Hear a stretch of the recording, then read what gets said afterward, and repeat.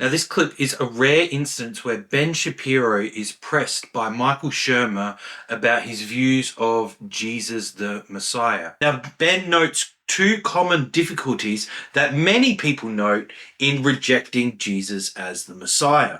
Therefore, I'm going to play these two clips where Ben outlines his view, and then after each clip, I'm going to give my response. So let's dig in. Jesus as the Messiah is a different figure than anything that exists inside Judaism. So when people say that Judaism predicts the coming of Christ, the change in the nature of what Christ is, what a Messiah would be, is different from Judaism to Christianity. So Judaism never posited that there would be God come to earth in physical form, and then acting out in the world in that way. Judaism posits that God is beyond space and time. Occasionally he intervenes in history, but he doesn't take physical form. It's one of the key beliefs of Judaism, actually, is an incorporeal God. Now, Ben is right that there are some sections of the Old Testament that do support the immateriality of God, as the majority of the Old Testament books take this position. However, there are some books in the Old Testament that portray God as having a body. For example, we have the stories of Abraham with the three visitors in Genesis 18, where one of the visitors turns out to be Yahweh. Or we have other stories like Jacob wrestling with God in Genesis 32, or Gideon with his discussion with the angel of the Lord who turns out to be Yahweh. As Jewish scholar Benjamin Samore states, portrayals of Yahweh as possessing multiple bodies and overlapping selves do occur in Israel's scriptures. And Samore later states that no Jew sensitive to Judaism's own classical sources, however, can fault the theological model Christianity employs when it avows a belief in a God who has an earthly body as well as a Holy Spirit and a heavenly manifestation. For that model is a perfectly Jewish one. That is, there's numerous times in the Old Testament where Yahweh comes and meets people in physical human form. Therefore, Ben is misguided in stating that Jesus cannot be the Messiah because God cannot come in human form. But this isn't the only difficulty Ben has with accepting Jesus as the Messiah.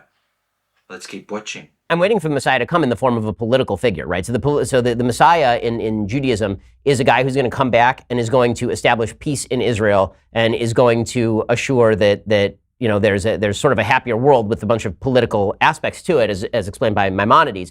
But he's going to die too, right? He's not going to come back and everybody lives forever. And Now, the term Messiah simply means anointed one. And because in the Old Testament we have numerous figures who are anointed, like kings or prophets or priests, therefore we have numerous different messianic figures in early Judaism. As Kenneth Yeller outlines the different messiahs in early Judaism, including royal messiahs, priestly messiahs, prophetic messiahs, and other heavenly anointed figures. Moreover, some portions of Judaism in Jesus' time had two messianic figures working in tandem, as the Qumran community spoke of a Messiah of Aaron and a Messiah of Israel. Therefore, while Jesus receives the royal messianic titles, being the son of David, he actually acts a lot more like a prophetic Messiah. His healings and his exorcisms mirror that of Elijah and Elisha.